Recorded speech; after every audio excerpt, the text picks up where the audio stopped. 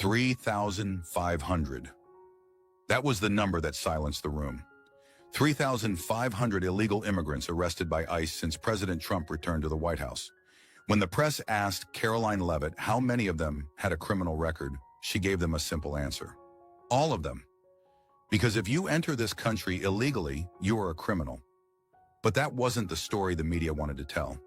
They wanted you to believe these were victims, that Trump was launching an attack on immigrants. So what was the truth? Listen to the White House press briefing today and decide for yourself. The press briefing room was packed. Karoline Leavitt stood at the podium, cameras rolling, the hum of whispered speculation filling the air. Rows of reporters leaned forward, pens tapping against notepads, eyes sharp with the anticipation of a feeding frenzy. They weren't just here to ask questions, they were here to rip her apart. Every major network had sent their best attack dogs, eager to paint the administration as heartless, reckless, dangerous. The tension was thick, the kind that always preceded a clash. Peter Alexander from NBC News spoke quickly, as if racing to get his question in before anyone else. Ms. Leavitt, the president claimed his deportation strategy would focus on criminals, yet ICE arrested 1,179 undocumented immigrants on Sunday alone, and nearly half of them, 566, had no prior criminal record. Can you clarify if the administration is expanding its definition of criminal beyond violent offenders? A slight pause. Then Karoline's voice cut through the noise. Peter, every single one of those individuals committed a crime the moment they stepped into this country illegally. The words landed like a hammer. A few reporters blinked, some scribbled furiously in their notepads. Others exchanged knowing glances. This was the response they had expected. Peter pressed on. So you're saying that under this administration, merely being in the country without papers makes someone a criminal? Karoline nodded. That's not what I'm saying, Peter. That's what U.S. law states. If you violate federal immigration law, you are a criminal. The energy in the room shifted. Some journalists smelled blood, others braced for impact. Caitlin Collins from CNN jumped in, her voice sharp. But Ms. Leavitt, the previous administration emphasized prioritizing dangerous offenders, drug dealers, gang members. Are you now saying that all undocumented immigrants will be subject to deportation, regardless of whether they have a violent criminal record? Karoline exhaled slowly. She had been expecting this. Two things can be true at the same time, Caitlin. President Trump has made it clear that removing violent criminals is a priority. That does not mean others who have broken federal law get a free pass. Why should we wait for someone to commit a heinous crime before we enforce the law? The pushback was immediate. A voice from the back challenged her. So you're saying every single one of the 3,500 detained by ICE are criminals? Karoline turned, her tone unwavering. By legal definition? Yes. I know that makes some of you uncomfortable, but the law is the law. And unlike the previous administration, this president actually enforces it. A sharp murmur rippled through the room. Journalists whispered, exchanged glances, fingers tapped furiously on keyboards as tweets flew out in real time. A reporter raised their voice.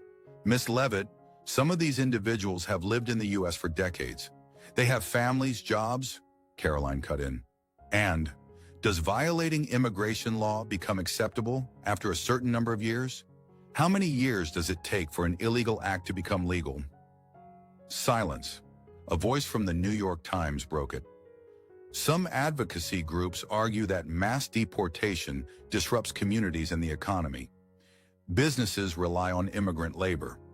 How does the administration respond to concerns that this crackdown will hurt American industries? Karoline's lips curled slightly.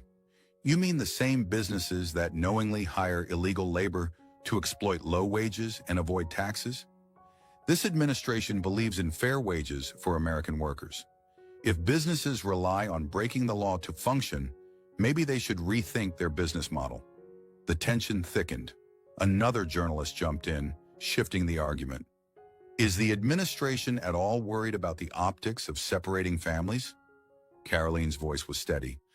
Where was that concern when American families were separated by illegal immigrants who committed crimes? When mothers lost their children to cartel violence? When drugs trafficked across the border devastated communities? The president's job is to protect American citizens first. The murmurs grew louder. The press pool scrambled for another angle. Ms. Leavitt, is the administration prepared for legal challenges? There's been talk of lawsuits to stop mass deportations.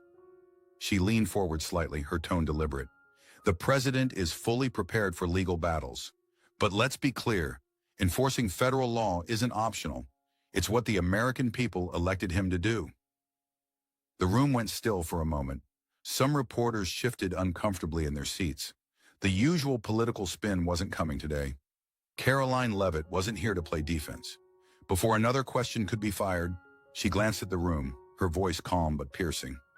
You all seem shocked that a president is actually enforcing the law. But maybe the real story here isn't what this administration is doing. It's why the last one refused to do it. Now, if you'll excuse me, I have a list of 3,500 more reasons why the American people voted for President Trump. 3,500. That number still lingered in the air. The press briefing had barely begun, but the tension in the room was thick. Karoline Leavitt stood at the podium, flipping a page in her binder. The first wave of questions had failed. Now the reporters needed a new angle. Peter Alexander from NBC News leaned in. Ms. Leavitt, the president claimed his deportation strategy would focus on criminals, yet ICE arrested 1,179 undocumented immigrants on Sunday, and nearly half had no prior criminal record. Does this administration consider simply being in the country illegally a crime? Karoline didn't blink. Peter, when did illegal immigration become legal? Peter frowned. That's not what Karoline cut in. No, answer the question. When did crossing the border illegally stop being a crime? Because last time I checked, violating federal immigration law makes you a criminal. Silence. Caitlin Collins from CNN jumped in. Ms. Leavitt, previous administrations focused on deporting violent criminals. Are you saying that under this policy, all undocumented individuals, regardless of their background, are being deported? Karoline exhaled. Two things can be true, Caitlin. We will prioritize violent offenders, but breaking immigration law is still a crime. Why should we wait for someone to commit a violent act before enforcing the law? Reporters pounced. But Ms. Leavitt, surely there's a difference between a drug dealer and someone working in agriculture? Some of these individuals have lived in the U.S. for decades. Shouldn't they be treated differently? Karoline held up a hand.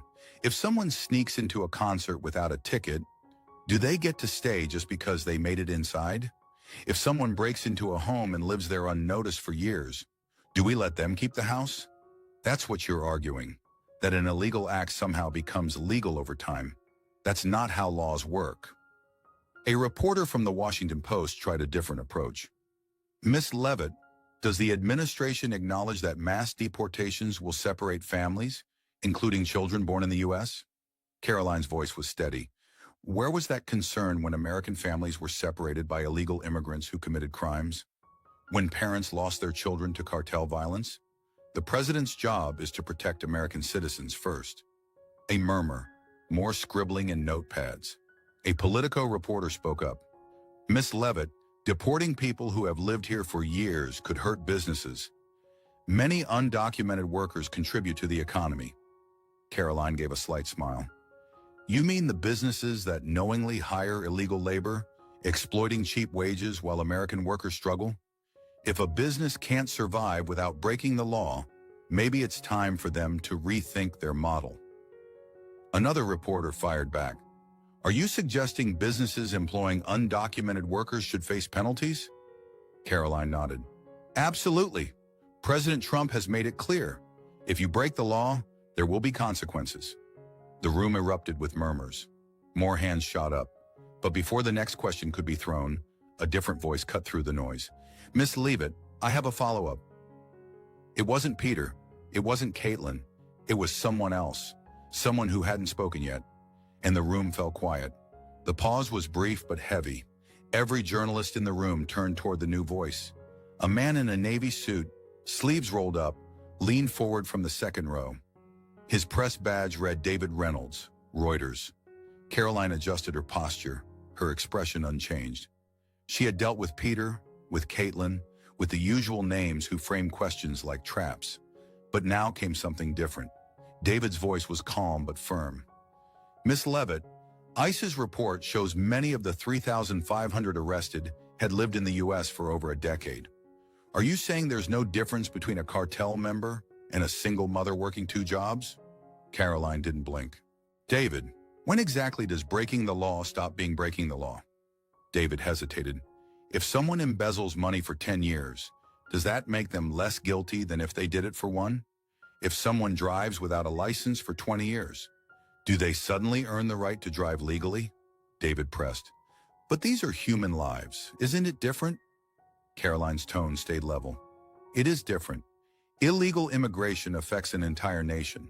It impacts American workers, tax-paying citizens, law enforcement, and national security.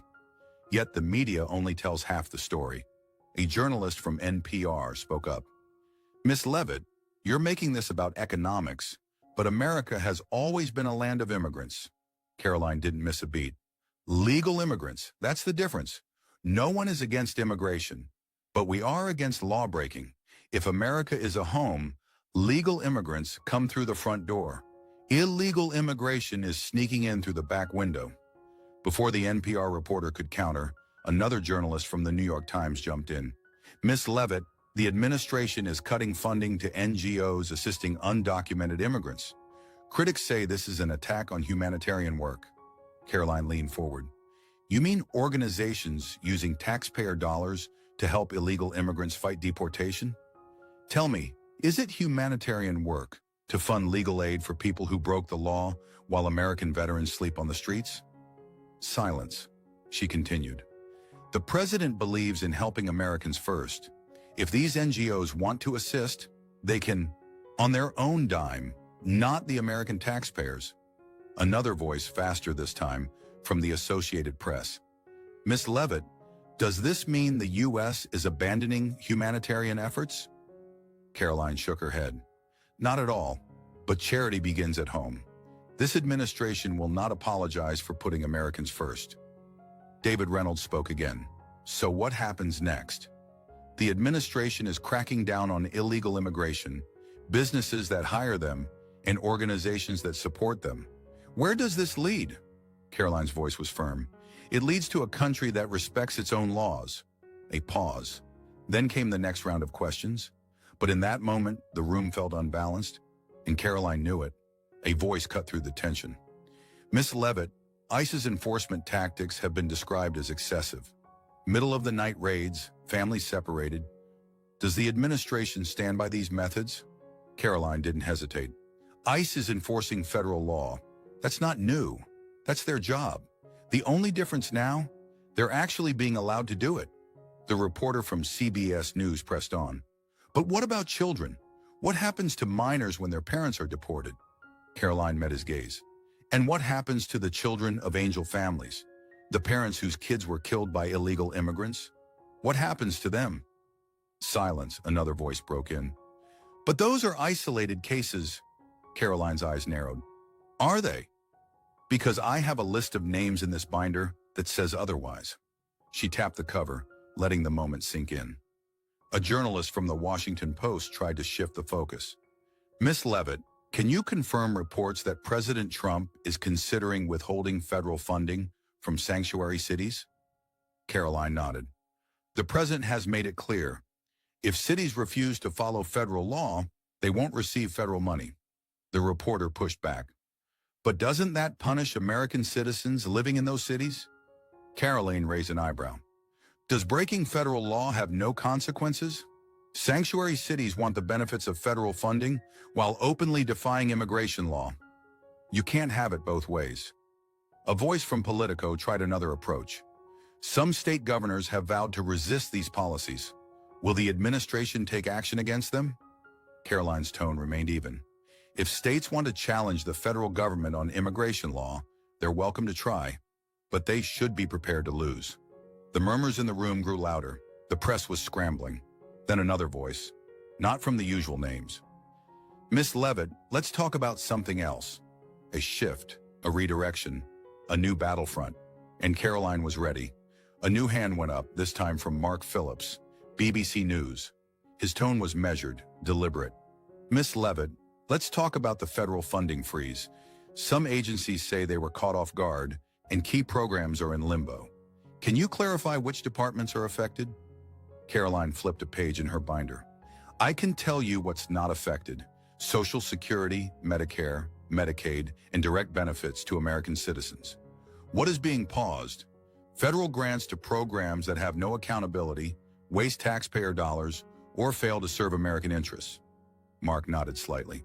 But critics say this pause will disrupt essential services, particularly in low-income communities. Karoline looked up. Essential to whom? If taxpayer money is funding ineffective programs, that's not essential spending. That's waste. And President Trump was elected to stop waste. A journalist from the New York Times jumped in. So you're saying there will be cuts? Karoline's tone was crisp. I'm saying the government is finally asking the question, is this money actually helping Americans? If the answer is no, then why should taxpayers keep paying for it? The murmurs in the room grew. Another voice, this time from the Associated Press. Miss Leavitt, one program under review is Meals on Wheels, which serves over 2 million seniors. Does the administration believe that's wasteful? Karoline's eyes didn't waver. You know what's wasteful? The fact that Meals on Wheels only receives a fraction of its funding from the federal government, yet the media is pretending as if this is a complete shutdown. The majority of its funding comes from private donations, corporate sponsors, and local governments. A flicker of recognition in the room. This was not the angle they expected, she continued. Let's not forget that under the last administration, billions went to non-governmental organizations that assist illegal immigrants while American seniors struggled. The president is simply restoring priorities. A CNN reporter spoke up. But can you guarantee that no American in need will lose access to support? Karoline nodded. The goal is not to cut support for Americans. The goal is to cut government waste. There is a difference. The room had lost some of its fire. The press had come in expecting outrage, scandal, controversy. Instead, they were met with facts. Then from the back, a new voice. Miss Leavitt, about the president's executive order on energy policy. The topic had changed. The fight had moved on. And Karoline was already flipping to the next page. A chair scraped against the floor as a journalist from Bloomberg leaned forward. Miss Leavitt, about the president's executive order on energy policy, can you clarify whether the administration is declaring a full national energy emergency? Karoline barely glanced up. The president has already signed an executive order declaring just that. America will no longer be dependent on foreign adversaries for energy. We're ramping up domestic production, the journalist pressed. But this order lifts several environmental regulations. Does the administration believe deregulation is worth the environmental cost? Karoline didn't hesitate. You mean the same regulations that strangled American energy independence while giving China and OPEC a competitive edge? Those regulations? A low murmur rippled through the press pool. She continued. Let's be clear. Under the last administration, American families were paying record-high gas prices while bureaucrats in Washington prioritized green initiatives that lined the pockets of special interests.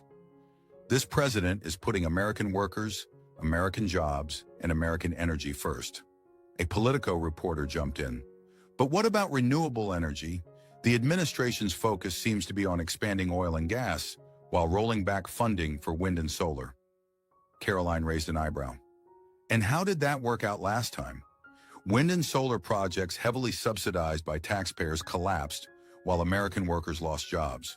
The president isn't against renewables. He's against bad investments. A journalist from The Guardian tried a different approach. Miss Leavitt, the U.S. has committed to international climate agreements. Will this policy shift put those agreements at risk? Karoline's response was immediate. The only agreement the president is committed to is with the American people. If climate deals put our economy at a disadvantage while China and India continue to pollute without consequence, that's not an agreement. It's a scam. The tension in the room grew heavier. The press had come armed with accusations, but the administration's position was clear. A voice from the Washington Post broke the silence.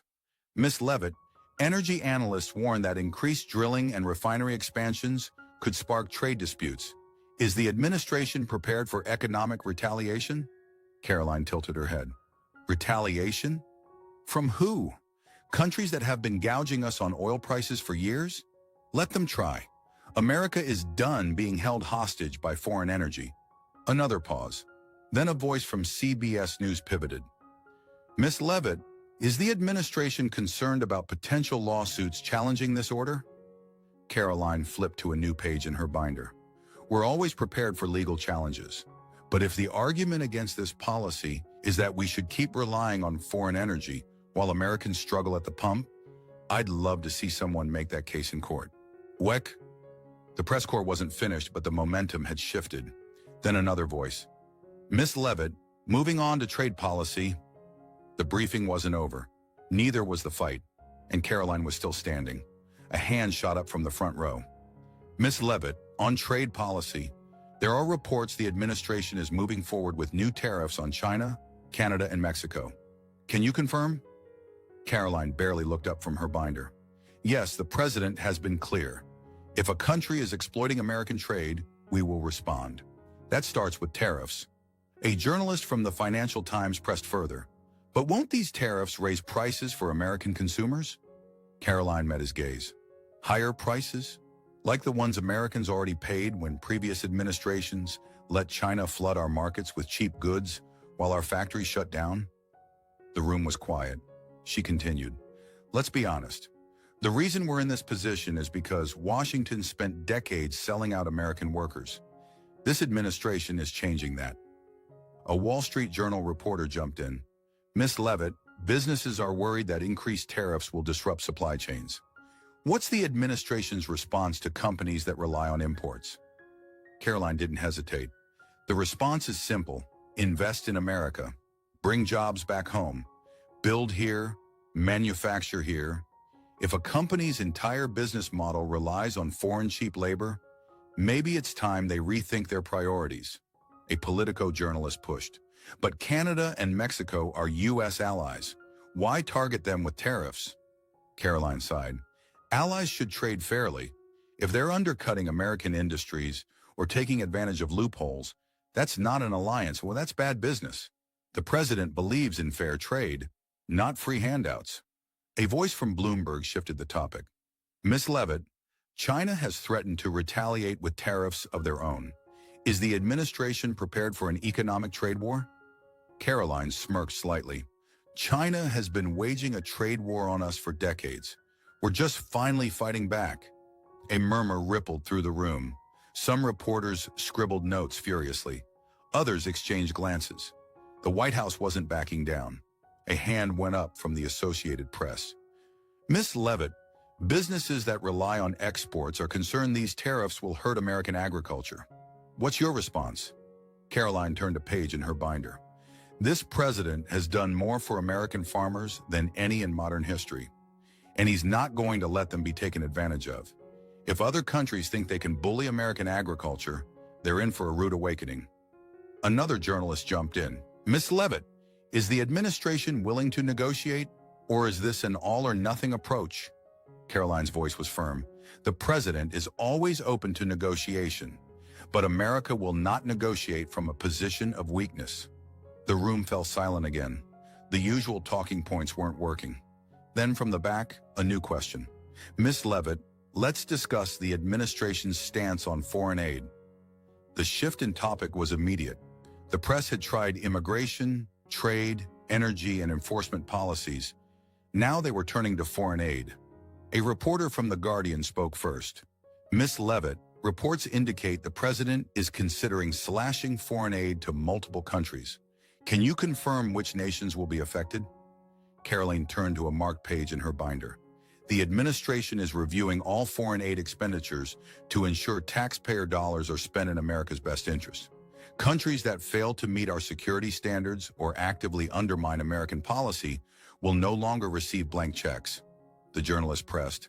But some of these countries rely on U.S. aid for stability. Isn't cutting assistance a national security risk? Karoline raised an eyebrow.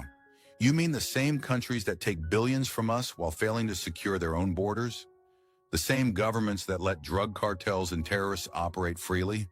If they want U.S. assistance, they need to act like partners, not dependents. A voice from the Washington Post jumped in. Does this include cutting aid to Ukraine? Karoline was ready for this one.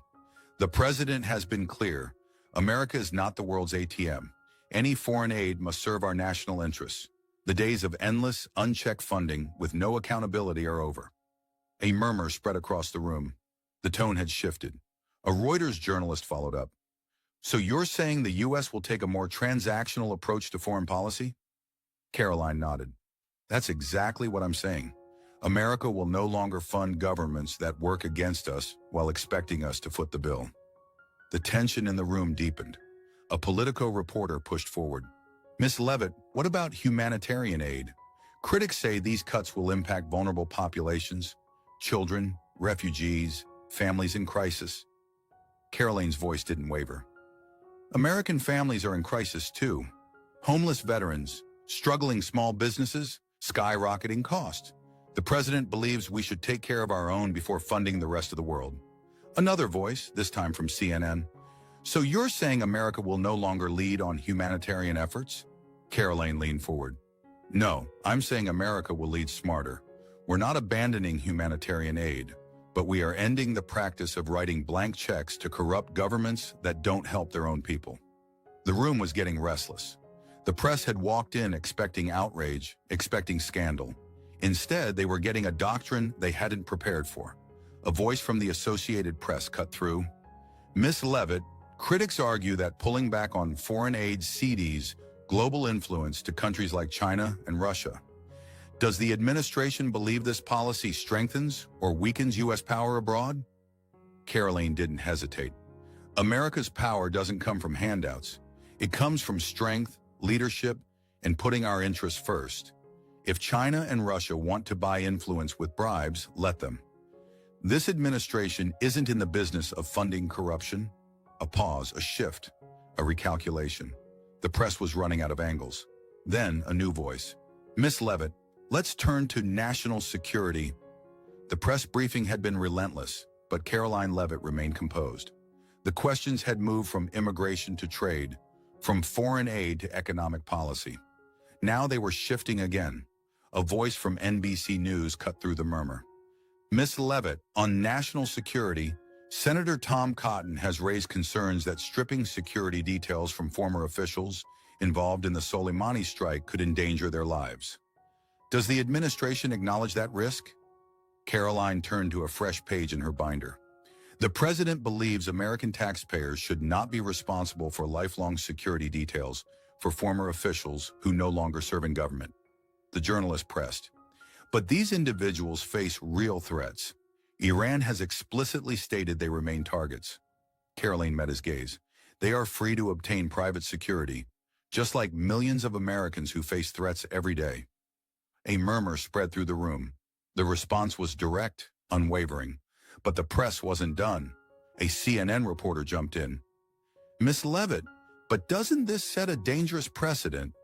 If officials fear retaliation long after leaving office, could this deter future leaders from making tough national security decisions? Karoline didn't hesitate. The real question is why a foreign adversary feels emboldened to make threats in the first place. That's not a security detail issue. That's a leadership issue. And under this administration, America leads from strength, not fear. Another voice, this time from the Washington Post. Ms. Leavitt, in a related matter, does the administration have a response to reports that Iran is expanding its nuclear program despite renewed U.S. sanctions? Karoline leaned forward slightly. Let's be clear, Iran was expanding its nuclear program while the last administration was lifting sanctions. The difference now? We're not paying them to do it. A shift in the room. Some reporters exchanged glances. Others tapped hurried notes. A Reuters journalist spoke next. Ms. Leavitt, with tensions rising in the Middle East, is the administration considering military action? Karoline's response was measured. This president has made it clear he will not telegraph military decisions. But let's be honest, the reason we're dealing with this now is because the last administration chose appeasement over strength. A Politico reporter tried a new angle. Ms. Leavitt, International allies have expressed concern that the administration's hardline stance is increasing global instability. How do you respond? Karoline's voice didn't waver. Our allies want a strong America. Weakness creates instability. Strength creates deterrence. This administration understands that. A pause. The questions weren't yielding the sound bites they wanted. The room was recalibrating. Then from the back, a voice from CBS News. Miss Leavitt, let's turn to the Justice Department's recent firings. The briefing had stretched longer than usual, but the press wasn't done. The questions had moved from trade to national security, foreign aid to energy. Now they were circling back to something more personal, something they thought could finally put the administration on the defensive. A journalist from CBS News adjusted his glasses. Miss Leavitt, the administration recently fired multiple inspectors, general and career prosecutors. Critics say these actions undermine government oversight. How does the White House justify these removals? Karoline looked up. Justify? The president doesn't need to justify exercising his executive authority. Inspectors general serve at the pleasure of the president. If they're not doing their job, or worse, if they're working against the interests of the American people, then they go. A New York Times reporter interjected. But Miss Leavitt, many of these individuals were involved in investigations related to the president. Doesn't this send a message that oversight is being dismantled? Karoline's expression didn't change. It sends a message that corruption won't be tolerated. If there's one thing Americans have learned over the past decade, it's that not everyone in government serves with integrity. This administration will not allow unelected bureaucrats to undermine the will of the people. A Politico journalist pressed further. So you're saying these removals were politically motivated? Karoline shook her head. I'm saying they were performance-based. And the performance of some of these officials? Abysmal. The room was tense. The press wasn't getting what they wanted. A reporter from the Washington Post switched tactics. Miss Leavitt, does the administration anticipate legal challenges to these firings? Karoline smirked slightly. Let me put it this way. The last administration spent years talking about protecting democracy, yet stacked federal agencies with activists who had their own agendas. If someone wants to challenge the president's authority to clean house, they're welcome to try, but they will lose. Another pause. A shift. The press was losing steam. A final question came from the back. Miss Leavitt, critics argue that the president's policies on immigration, trade, energy, national security are too aggressive, too divisive. What do you say to Americans who are uneasy with this approach? Karoline's voice was steady. I'd say this. What's really divisive is a government that puts illegal immigrants before its own citizens. What's really dangerous is relying on foreign adversaries for energy. What's truly reckless is letting bureaucrats make policy instead of the people elected to do it. The president is doing exactly what he promised. He is enforcing the law. He is standing up for American workers. He is putting America first. And that's not extreme. That's leadership. Silence. The reporters had more questions, but they already knew the answers. Karoline closed her binder. That's all for today. She stepped away from the podium, and the briefing was over.